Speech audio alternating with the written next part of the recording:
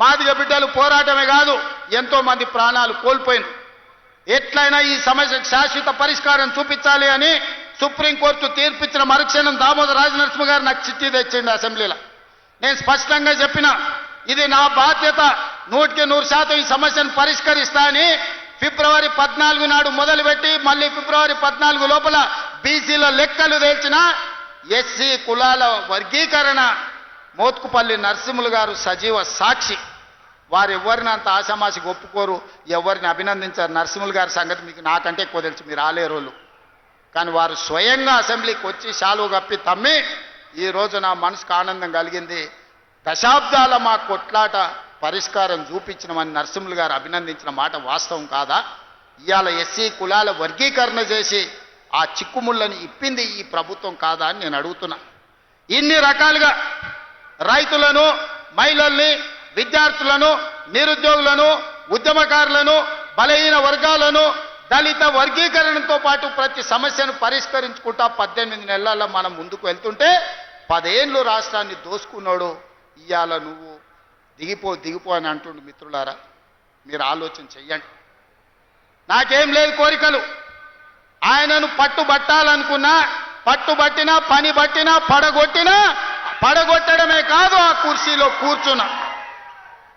జీవితంలో నా లక్ష్యాన్ని నేను నెరవేర్చుకున్నా. ఇక మీ లక్ష్యాన్ని నెరవేర్చడానికి మీ సోదరుడిగా కష్టపడాలని నేను అనుకుంటున్నా. నాకు ఇంకేం కోరికలు లేవు. నన్ను ఇబ్బంది పెట్టినోని, నన్ను జైలు పెట్టినోని ఖచ్చితంగా జైలు నుంచి బయటకు వచ్చిన రోజు ఒక మాట చెప్పిన, తొడగొట్టి చెప్పిన, నిన్ను పడగొట్టే వరకు కళ్ళు ముయ్యను అని చెప్పి పడగొట్టి చూపించిన. ఇవాళ మీ అందరికీ నా విజ్ఞప్తి ఒక్కటే, 10 ఏళ్ళు ఆశీర్వదించండి.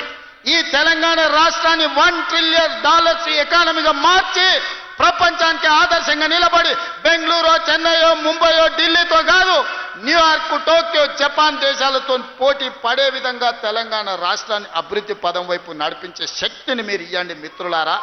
మీరిచ్చే శక్తితోని మూసీ నది ప్రక్షాళన చేస్తా, రీజనల్ రింగ్ రోడ్డు నిర్మిస్తా, భారత్ ఫ్యూచర్ సిటీని ప్రపంచానికి ఒక గొప్ప నగరంగా అందిస్తా. ఈరోజు బలహీన వర్గాల పిల్లలు డాక్టర్లు, లాయర్లు, ఇంజనీర్లుగా, ఐఏఎస్లు, ఐపీఎస్లుగా రాణించి ఈ దేశ పునర్నిర్మాణంలోనే మీరు భాగస్వాములుగా ఉండాలి, మీకు బాధ్యత ఉండాలి అనే విధంగా తీర్చిదిద్దే విధంగా నేను ప్రయత్నం చేస్తాను మిత్రులారా. అందుకే ఇవాళ మిమ్మల్ని అందరిని అడగదలుచుకున్నాం. లక్ష్మీ నరసింహస్వామి కాళ్ళ దగ్గర ఈరోజు మనందరం కూర్చున్నాం. ఆ స్వామి సాక్షిగా అభివృద్ధి చేసే శక్తిని ఇవ్వండి. ఈ తెలంగాణ రాష్ట్రాన్ని, ఆగమైన తెలంగాణను మనం పునర్నిర్మించుకుందాం. ఇవాళ ఒక్క నోటీస్ ఇస్తేనే ఆయన ఆగమాగం అవుతున్నాడు. నెలల కొద్ది జైళ్ళల్లో గడిపిన మేమేమనుకోవాలి? నువ్వు దేవుడువా? నువ్వు మనిషివే కదా. ఆనాడు ప్రధానమంత్రిగా పనిచేసిన పివి నరసింహారావు ఒక సెషన్స్ మేజిస్ట్రేట్ ముందర పోయి చేతులు కట్టుకొని నిలబడ్డాడు కోర్టు నోటీస్ ఇస్తే. మీకెందుకయ్యా అంత బలుపు?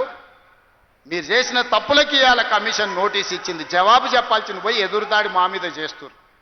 నువ్వు మా మీద దాడి చేసుడు కాదు, ఇది కాళేశ్వరం కమిషనా, కాంగ్రెస్ కమిషనా అడుగుడు కాదు. నీ పార్టీలో ఉన్న దయ్యాల గురించి నీ బిడ్డనే చెప్పింది కదా. ఆ దయ్యాలు, కొద్ది దయ్యాలు ఎవడో తెలంగాణ ప్రజల్ని ఎట్లా పట్టి పీడిస్తుండ్రో ఇవాళ నీ బిడ్డ అడిగిన ప్రశ్నకు సమాధానం చెప్పమని బీఆర్ఎస్ నాయకులను అడుగుతున్నా.